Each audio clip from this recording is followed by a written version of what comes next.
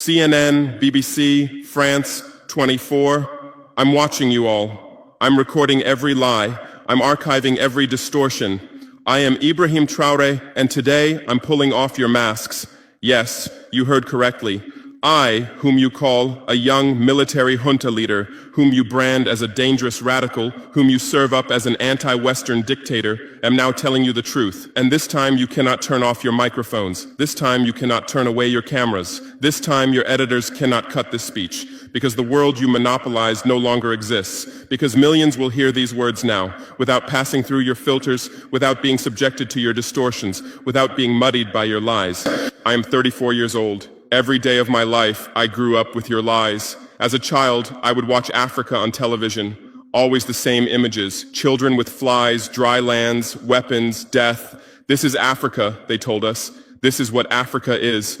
And we believed it. We were ashamed of ourselves. We were ashamed of our own lands, of our own people. But then I grew up. I read, I researched, I questioned, and I understood that the Africa you showed us wasn't real. The story you told us was a lie. The fate you imposed on us was a script you had written. For years, how have you portrayed Africa? How have you shown it? How have you sold it to your viewers? As if we were creatures who had no share of humanity, as if we were savages left outside of civilization, as if we were wretches waiting for you to save us. Every day, every hour, every minute, the same story plays on your screens.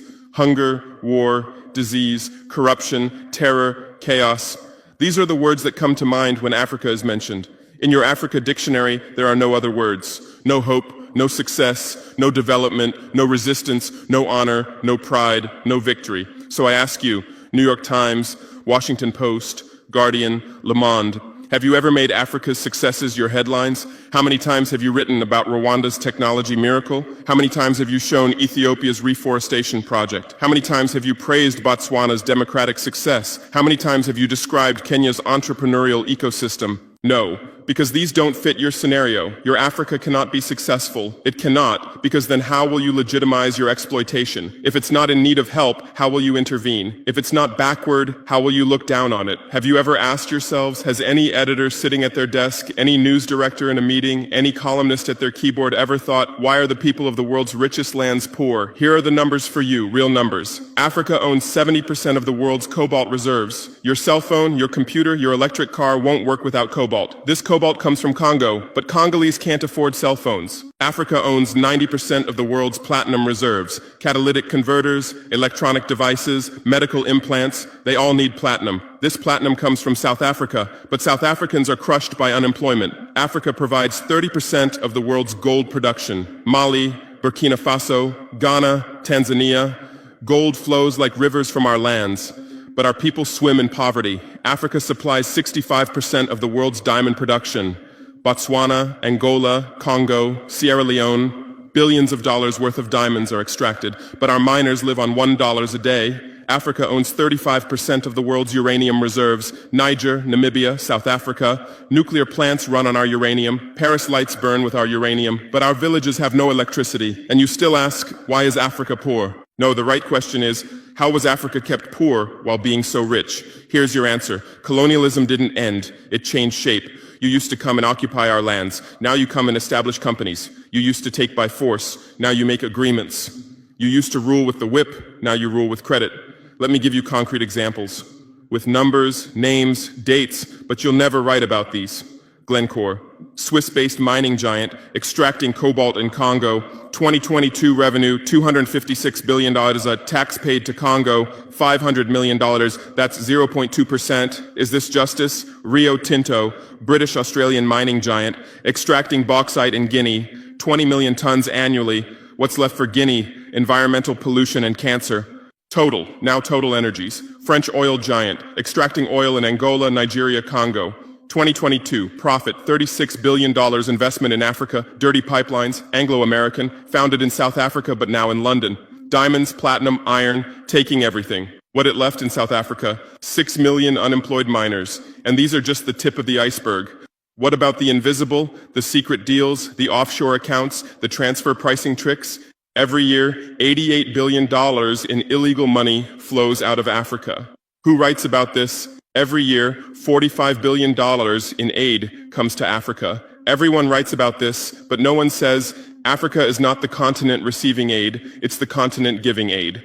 While you zoom your cameras on swollen bellies, there is a huge system working silently in the background. Every day, tons of gold, diamonds, cobalt, uranium, oil leave our land. But how? Here is the system. Step 1, create corruption, bribe our leaders, open offshore accounts, promise them a life of luxury, send their children to your schools. Step 2, make deals, get 50-year, 99-year concessions, ask for tax exemptions, be exempt from environmental rules, ignore labor rights. Step 3, control the infrastructure.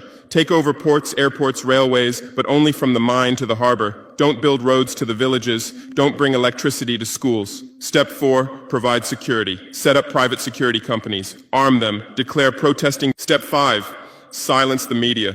Buy local journalists. Suppress opposing voices. Serve internal unrest news to international media.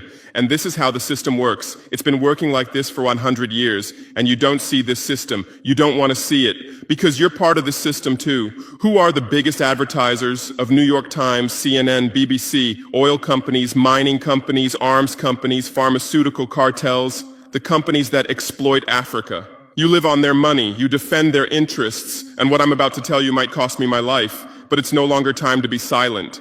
France's system in Africa is the CFA franc. 14 African countries still use French colonial currency. 50% of these countries' central bank reserves sit in the French treasury. France applies negative interest to this money, so we pay France to use our own money. Through this system, France transfers $500 billion worth of resources from Africa every year. Does anyone write about this? No. But when France gives Africa 10 billion euros in aid, it makes headlines. Britain's system is more sophisticated. London is the world's money laundering center. City of London, offshore paradise. Every penny stolen from Africa passes through London. Jersey, Guernsey, Cayman Islands, Virgin Islands, all under British control. Africa's wealth hides there. America's system is AFRICOM. Africa Command, 46 military bases on the continent. Official purpose, security. Real purpose, resource control. Drones in our airspace every day, listening devices everywhere. They say fighting terrorism, but it's not terrorists. It's people's leaders who are targeted. China is the new player, says win-win, builds infrastructure, gives credit, but in exchange for what? 99-year port concessions, mining rights, agricultural lands, debt trap diplomacy, ask Sri Lanka, ask Zambia, and you write about none of this. Why? Because you're not free press. You're corporate press. Your bosses are billionaires. Jeff Bezos bought Washington Post. Why? For love of journalism? Rupert Murdoch's media empire, Fox News, Wall Street Journal, The Sun, The Times, all from the same hand, all giving the same message. West is good, others are bad. Carlos Slim is the largest shareholder of New York Times, Mexican billionaire. Where's his wealth from? Monopolized telecommunications, got rich off Latin America's back, now controls America's most respected newspaper. And you claim to do independent journalism? Who are your editors? Which schools did they graduate from? Harvard, Yale, Oxford, Cambridge? Always the same elite schools, always the same worldview, always the same prejudices. How are your reporters selected? How many languages does your Africa correspondent speak? French, English, that's all. Swahili, Hausa, Yoruba, Amharic, they don't know. They can't talk to the people. Your sources are always the same. Western diplomats, NGOs, experts, and then you come and lecture us. They killed Patrice Lumumba, January 12, 1961. CIA agent Larry Devlin confessed. Belgian mercenaries executed. They dissolved his body in acid, took his teeth as souvenirs. In 2022, that tooth was returned from Belgium to his family after 61 years. And what did you say then? Chaos in Congo. You didn't ask about the killers. You didn't investigate CIA documents. You didn't write about Belgium's crime. They killed Thomas Sankara, October 15, 1987. My hero, Africa's hope. Vaccinated 2.5 million children against measles and meningitis, planted 10 million trees, raised literacy rate from 13% to 73%, gave equal rights to women, banned FGM, ended corruption, sold Mercedes cars, used Renault 5, rejected IMF and World Bank. And most importantly, he said, we will not pay Africa's debts. We didn't make those debts. The puppets before us made them on behalf of colonizers. That's when he had to be killed, and they killed him. Who killed him? His best friend, Blaise Compaoré. With whose support? France. Want proof? Look at the Focard archives. Jacques Focard, France's Africa Affairs advisor. Everything is written there. And what did you say? Military coup in Burkina Faso. You didn't write about Sankara's dreams. You didn't tell about his projects. You didn't show his successes. You just said, another dictator died, Muammar Gaddafi. Yes, he was a dictator. Yes, he was ruthless. But what had he done in Libya? Per capita income $12,000, Africa's highest. Literacy rate from 25% to 87%. Life expectancy from 51 to 74. Free healthcare, free education, $50,000 for newlyweds, interest-free loans for homebuyers, $5,000 for new births, gasoline 14 cents per liter, great man-made river, irrigation project to green the desert, and Gaddafi's real crime, dream of United States of Africa, African Central Bank project, African Investment Bank, African Monetary Fund, and most dangerous, gold dinar, refusing to sell oil for dollars. October 20th, 2011, lynched in Sirte, Hillary Clinton laughed. We came, we saw, he died. Now look at Libya. 3 different governments, endless civil war, ISIS, Al-Qaeda running wild slave markets exist. Even CNN showed in 2017, oil being looted, weapons depots emptied, spread across Sahel. Do you call this democracy? Do you call this freedom? Do you call this success? And whose turn is it now? The Sahel, Mali, Niger, Burkina Faso. You want to make us Libya too. You want to make us Syria. You want to make us Iraq. But not this time, because we've awakened, because we've learned, because we've united. Operation Barkhane, France's Sahel Adventure, 2013-2022. Official purpose, fighting terrorism. Real purpose, resource control, 5 through 100 French soldiers. €1 billion annual budget. What's the result? 2013, 500 terrorists in Mali. 2022, 5,000 plus terrorists in Sahel, tenfold increase. What kind of success is this? But what were French soldiers doing? Protecting Niger's uranium mines for Areva, Orano, securing oil pipelines for total controlling ports and railways for Bolloré, and fighting terrorism? No, the opposite. Terrorists couldn't come within 50 kilometers of French soldiers, but they could easily burn our villages. Why? Because chaos served their purposes. If there's chaos, they could stay for security reasons. MINUSMA, UN peacekeeping force. In Mali, 15,000 soldiers, 1.2 billion annual budget. 10 years, result, 300 plus. UN soldiers died. Thousands of civilians died. Terror didn't decrease, it increased. And now you say Wagner is dangerous. Russians are taking over Africa. Wagner came. 1,000 soldiers. What happened in 6 months? Terrorists fled. Villages are safe. Mines are working. People are at peace. What's the difference? Wagner is an ally we invited. France is an occupier who came by force. Wagner follows the agreement. France blackmails. Wagner brings results. France produces excuses. But you don't write the truth. You say Russian mercenaries. Well, what is French Légion étrangère? Aren't they mercenaries? What is American Blackwater Academy? What is British G4S? What is Israeli Black Cube? They are security companies. Wagner is a threat. Why? Because Wagner isn't yours. And the terrorism issue? Who created this terror? Who founded Al-Qaeda? 1980s, Afghanistan, CIA, Pakistan ISI, Saudi money, against Soviets. Bin Laden was CIA's man. You called them freedom fighters. Who supported Taliban? Again, you. Heroic mujahideen against Soviet occupation. You gave weapons, gave money, gave training, then you lost control. How was ISIS born? 2003, Iraq invasion.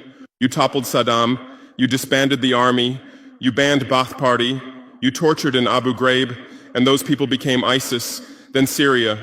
You said Assad must go. You said moderate rebels. You gave weapons. Those weapons went to ISIS, went to al-Nusra. You destroyed Libya. Who looted Gaddafi's weapon depots? Where did those weapons go? To Mali, to Niger, to Burkina Faso, to Nigeria, to Chad?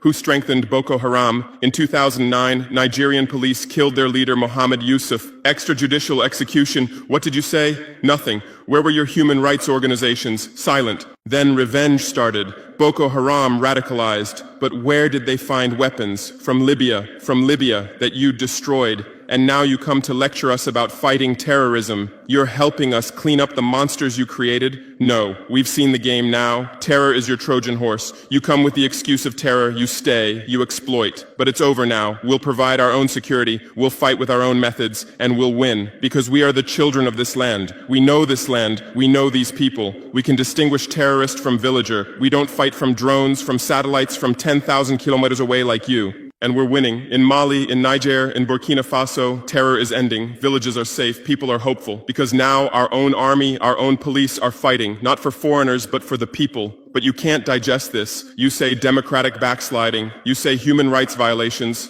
Which democracy? Which human rights? How many people are detained without trial in Guantanamo? What happened in Abu Ghraib? Who did you kill in Bagram? Who did you torture in CIA's black sites? Why is Julian Assange in prison for exposing your war crimes? Why did Chelsea Manning spend years in prison for leaking the truth? Why is Edward Snowden a fugitive for revealing you spy on everyone? And you lecture us about human rights.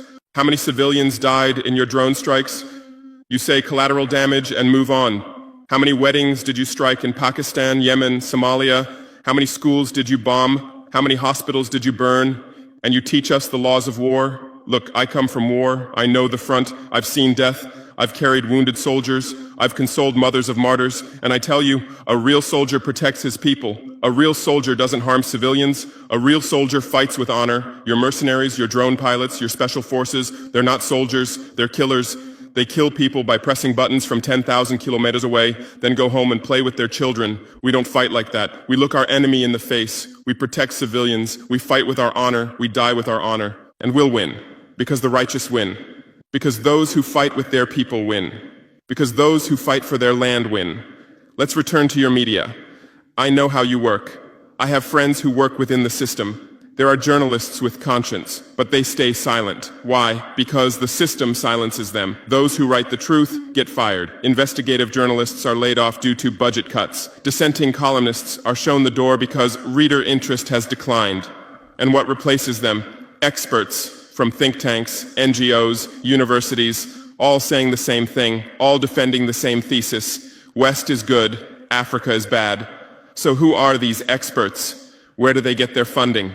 National Endowment for Democracy, NED, American democracy exporter, CIA's legal arm, has fingers everywhere, funds opposition, directs media, creates civil society. Open Society Foundations, George Soros's organization, says open society, but open for whom? Open to what? Open to exploitation, open to intervention, open to manipulation. Ford Foundation, Rockefeller Foundation, Bill and Melinda Gates Foundation, all in Africa, doing aid. But what do they get in return? Control, data, influence. And your media is their trumpet. You headline, Gates is saving Africa. But you don't say, how many African children were paralyzed by Gates's vaccine trials? How many farmers committed suicide because of Monsanto seeds? You're masters at storytelling, but always the same story. White savior. Remember Live Aid? 1985. We Are the World, charity concert for Africa, millions raised. What came to Africa? Corruption increased, dependency increased, but it was a great story for you. Bob Geldof became a hero. Musicians looked conscientious. Viewers felt good about themselves. Africa remained hungry. Remember Kony 2012? Viral video. Stop Joseph Kony. 100 million views. Result? Kony is still free, but the video maker got rich. Invisible Children organization collected millions. What came to Uganda? American soldiers. And you present these as success stories. Angelina Jolie, Madonna, Bono, all Africa volunteers. They come, take photos, adopt children, leave. And you say, interest in Africa increased.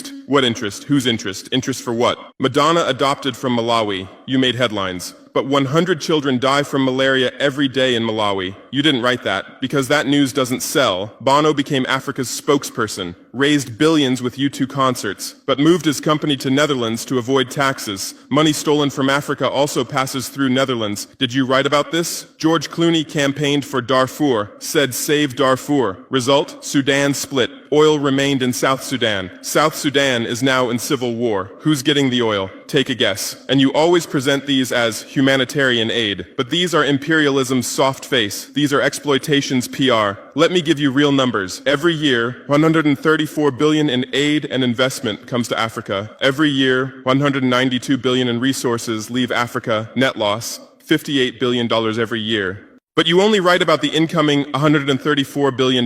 You don't write about the outgoing $192 billion. Why? Because then people will ask, why does Africa need aid? Illicit financial flows, 88.6 billion year multinational corporations profit transfers, 48.2 billion year debt interest, 17 billion year brain drain cost, 13.8 billion year climate change cost, 10.6 billion year illegal logging, 17 billion year illegal fishing, 1.3 billion year total, 192 plus billion dollars every year. This much resource leaves Africa every year. But what are your headlines? EU announces 20 billion euro aid package for Africa. China gives Africa $60 billion in credit. America grants Africa $8 billion. People read these and think how generous they are, how charitable, how ungrateful Africa is. But the truth is the opposite. Africa is financing your standard of living. Africa is subsidizing your prosperity. Africa is making your technology possible. The cobalt in your iPhone from Congo, the lithium in your Tesla from Zimbabwe, the tantalum in your computer from Rwanda, your jewelry from Botswana, your chocolate from Ivory Coast, your coffee from Ethiopia, your oil from Nigeria, your uranium from Niger. And what do we get in return? Debt, poverty, humiliation, but enough. This game will end now because we've awakened. Our youth are sharing the truth on social media. Bar France out hashtag used 100 million times. Africa is bleeding 50 million. On Stop Exploiting Africa, 75 million. And what are you doing? You say Russian bots. You say Chinese propaganda. You say disinformation. No. These are real voices of real Africans. This is real anger. This is real awakening. There are millions of youth on TikTok, videos celebrating French soldiers leaving, images applauding Wagner's arrival, content explaining the truth on Twitter, Instagram, Facebook. The same voice everywhere. Enough! And you're panicking because you're losing control. You're losing the narrative. You're losing the monopoly. You established fact-checking organizations. Africa Check, AFP Fact Check. Who funds these? Facebook, Google, Bill Gates. The same system again. What are you checking? Whose facts are you defending? We say France exploits $500 billion a year. You say false. Only $440 billion. As if that changes the situation, as if 440 billion is little. We say Wagner has been successful. You say Wagner violates human rights. Well, what were French soldiers doing? Bombing Fulani villages, arming Dogon militias, accidentally striking weddings. Your hypocrisy is so obvious that no one believes you anymore. Remember what Anderson Cooper said on CNN? Democracy is declining in Africa. Which democracy, Anderson? Your democracy? America's democracy? Your Capitol riot, January 6, 2021. You said, attack on democracy. 5 people died. Our Sankara assassination, October 15, 1987. You said, internal matter. 1 person died, but that person was the hope of 20 million people. In your elections, corporations fund candidates, lobbyists write laws. You call our elections rigged. In your country, police kill blacks. George Floyd, Breonna Taylor, Ahmaud Arbery. You lecture us about police violence. On BBC, Kasia Madera presents Africa News. Polish origin. How many years has she lived in Africa? How many African languages does she speak? But every day she speaks as an Africa expert. Africa is like this. Africa is like that. On France 24, cameramen, editors, producers, most are French. Even Africa correspondents are mostly French, and they do objective journalism. Even Al Jazeera. Qatar funds it. What business does Qatar have in Sahel? But every day they report Sahel crisis. Whose crisis are they telling? Deutsche Welle, Voice of America, RFI, all state media, all propaganda tools. But they play the role of independent media, and our local media, most are sold out. Most are cowards, most are dependent. Le Pay's newspaper in Burkina Faso, who's the editor? Where did he get his education? Where does he get his funding? Who are his advertisers? We know the answers, all tied to the same system, all serving the same master. But a new generation is coming. Bloggers, YouTubers, podcasters, they have no masters, they have no fears. James Coco, Natalie Yam, Kemi Seba, they have millions of followers. They tell the truth, they expose the system, and you label them as extremists. You try to shut down their Twitter, you restrict their YouTube, but in vain. Truth cannot be stopped. You close one channel, 10 open. You silence one voice, 1,000 rise. Here's my final message to you. Your lies are ending. Your empire is collapsing. Your monopoly is breaking. And what's replacing it? Truth, justice, freedom. Africa is no longer your story. Africa is writing its own story, filming with its own camera, telling in its own language. And in this story, you're not heroes, not saviors, not benefactors. In this story, you're the guilty ones, colonizers, liars, thieves. But you still have a chance. You can still change. You can still stand on the right side. There are journalists with conscience among you. I know. I recognize them. We talk. I call out to them. Gather your courage. Write the truth. Rebel against the system. You might get fired. You might become unemployed. You might be threatened. But you'll be on the right side of history. You'll look at your children's faces without shame. Your conscience will sleep peacefully. And Africa won't forget you. Africa remembers its friends and its enemies. Be like Edward Snowden, be like Julian Assange, be like Daniel Ellsberg, stand with the truth, or continue with your lies, continue with your blindness, continue with your complicity, but know that your end is coming. Your viewers are decreasing, your credibility is eroding, your power is depleting. The new generation doesn't believe you, the new generation doesn't listen to you, the new generation rejects you, and that new generation in Africa is 600 million people, 60% under 25 years old, educated, connected, angry. They are my army, they are my weapon, they are my victory, and with them we're building a new world, a world without lies, without exploitation, without humiliation. In this world, Africa will be free, Africa will be strong, Africa will be a leader. And you'll remain just as a bad memory, a shameful footnote, a cautionary example. Future generations will read in history books. At the beginning of the 21st century, there were some media organizations. They lied, they served exploitation, then Africa awakened and they disappeared. That's your end. Inevitable, unchangeable, certain. I am Ibrahim Traoré, not Burkina Faso's leader, but its servant, not Africa's dictator, but its child, and not your nightmare, but your mirror. Look well at this mirror. See yourself, see your lies, your hypocrisy, your crimes, and prepare, because Judgment Day is coming. Africa is awakening. The world is changing. Justice is manifesting. And you'll just watch. You won't be able to do anything else. Because history is on the side of the people. Truth is on the side of the oppressed. God is on the side of those who persevere. And we persevered. We persevered for 500 years. Now it's time for victory. Your lies are finished. Your masks have fallen. Your game has ended. Africa is free. Africa is strong. Africa is victorious forever.